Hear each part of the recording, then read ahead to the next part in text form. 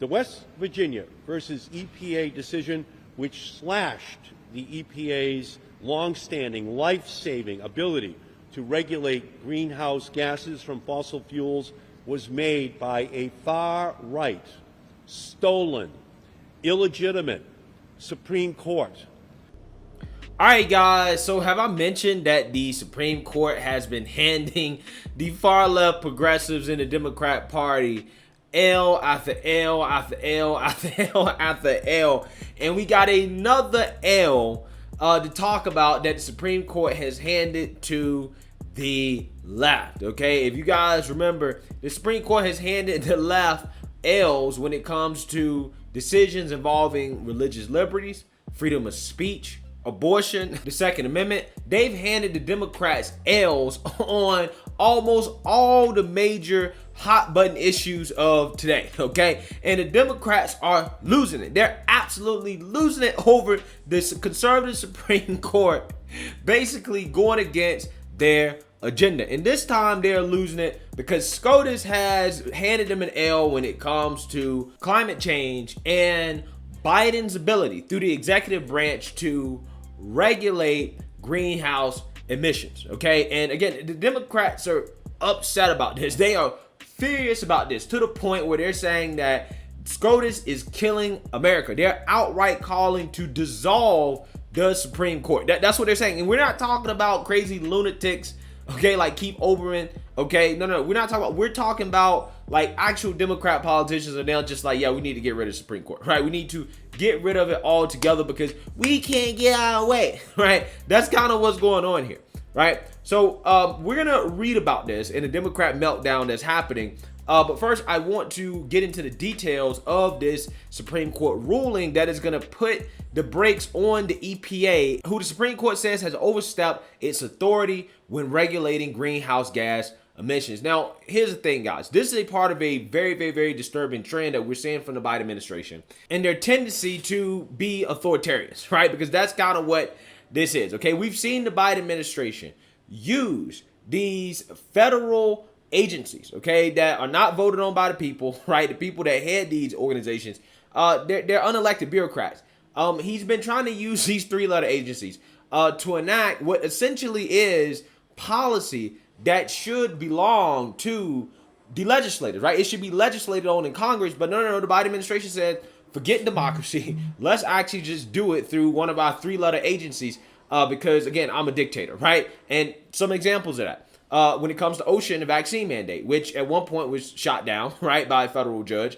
He also tried to use the Center for Disease Control to enact an eviction moratorium, in which that was shot down by the Supreme Court, and Biden subsequently ignored the Supreme Court, which is an act of insurrection, in my opinion. But again, this right here is just a part of a trend that we were already saying, in which Biden is willing to use these agencies to enact policies and rules that belong to Congress. It is Congress's job to make some of these rules that are extremely far-reaching, and Biden's trying to sidestep Congress, and the Supreme Court is simply like, no, right? We're not going to let you sidestep Congress when it comes to some of these major policies that you're trying to implement. So with that being said, let's go ahead and play a video so that you guys can get a better understanding of what's going on here. Yours, our Supreme Court producer, they have ruled against the Biden administration over climate change authority. This is considered a major blow to the federal government's power and perhaps a setback to the Biden administration. The court has ruled that the EPA lacks broad statutory authority to curb greenhouse gas emissions. EP is telling us that we've got Shannon back. Shannon, are you with us? I am. Okay, so this is a 6-3 opinion at first blush here. We do have a concurrence by Justice Gorsuch, but this is authored by the Chief Justice John Roberts. And what the majority has said in pushing back on the sweeping EPA power to institute and implement its regulations says this: capping carbon dioxide emissions at a level that will force a nationwide transition away from the use of coal to generate electricity may be a sensible, quote, solution to the crisis of the day. But they go on to say it's not plausible that Congress gave EPA the authority to adopt on its own such a regulatory scheme. They say a decision of such magnitude and consequence rests with Congress itself or an agency acting pursuant to a clear delegation from that representative body. So essentially they're saying the EPA has gone too far in the way it interpreted how it can crack down on these carbon dioxide emissions, that Congress should have been more clear in delegating that exact power to the EPA, or that Congress itself should be doing it. So it is a brushback to the EPA's power and reach as an administrative agency. It seems pretty narrowly tailored to the EPA itself, but we'll keep reading, and we'll look at the dissent, which is authored by Justice Kagan, joined by Justices Breyer and Sotomayor as well. The Supreme Court essentially saying, look, Biden, you're abusing the power of the executive branch when you're using these agencies to enact policy and rulings that have far-reaching political and economic consequences. That is the job of Congress. Congress's job is to legislate, not your job. That's essentially what they're saying. And of course, the left is absolutely outraged over this. They are melting down epically. So let's read here.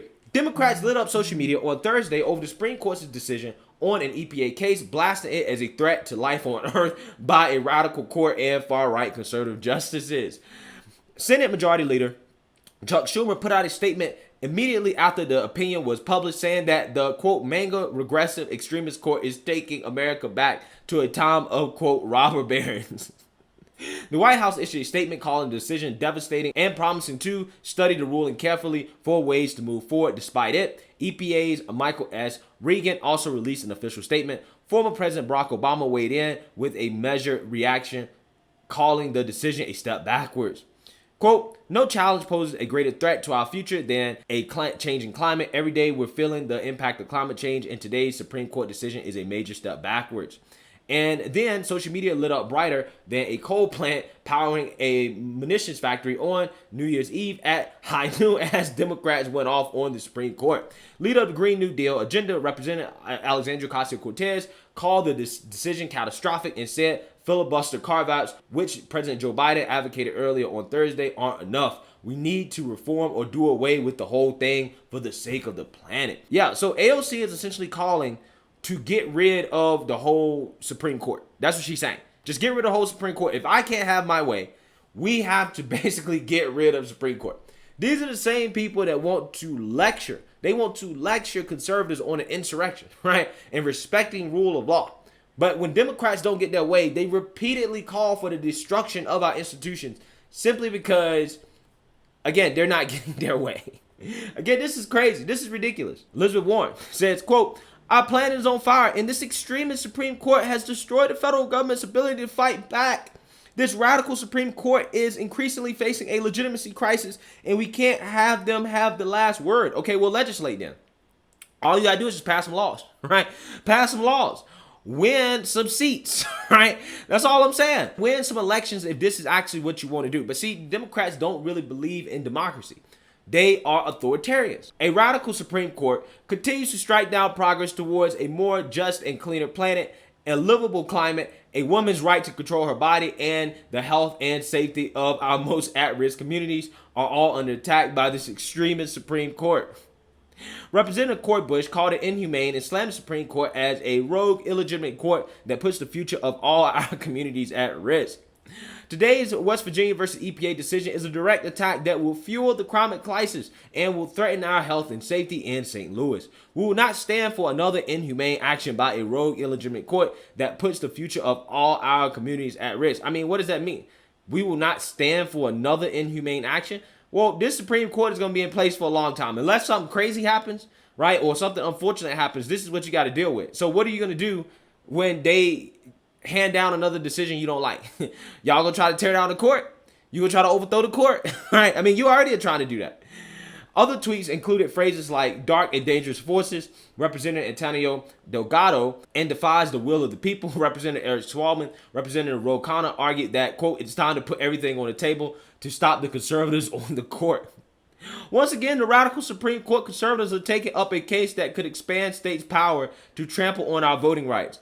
Our vote is our voice, and Republicans who want to get rid of our voice know that too.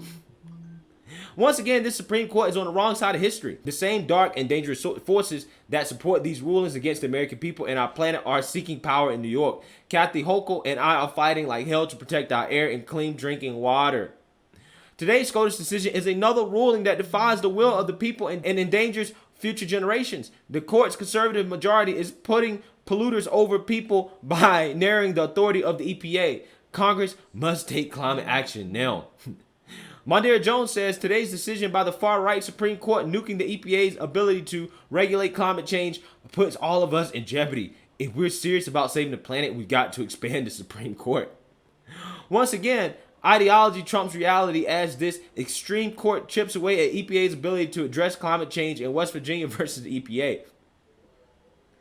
There is no decision in recent memory that will do more to cripple the federal government's ability to protect the health and safety of every American than the Supreme Court's decision in West Virginia versus the EPA, which represents judicial malpractice. My statement on this below. Yeah, so as you can see, Democrats are going absolutely insane over this. Okay, there's tweet after tweet after tweet saying that the Supreme Court is far right. Okay, they're extremists. Okay, they need to be demolished. It's legitimate. Jamal Bowen says that SCOTUS is killing America. Incredible stuff. Incredible stuff. So again, once again, guys, every single time Democrats don't get their way, what do? The first thing they do is call for insurrection, right? That's what they do. But then they want to lecture everybody else about civility, respecting rule of law, yada, yada, yada. But every single time they don't get their way, that's the first thing they resort to. That is the first thing they resort to. But hey, it is what it is. I mean, at this point, the Supreme Court is essentially just saying, look, Biden's abusing his powers as the president of the United States. That's what the Supreme Court is saying. The job of the Supreme Court literally is to check the executive branch, right? All three branches are supposed to check each other. The way you check the Supreme Court is that you actually pass some legislation. But see, Democrats don't want to do that because, again, they don't really like democracy, right? They don't really like democracy. They really want authoritarianism. They want a dictatorship. And when they can't get their dictatorship, they whine, cry, and complain like this and then try to accuse everybody else that don't agree with them of being against democracy. So let me know what you guys think. Make sure you like, comment, and subscribe. Most importantly, share a Black conservative perspective. Peace.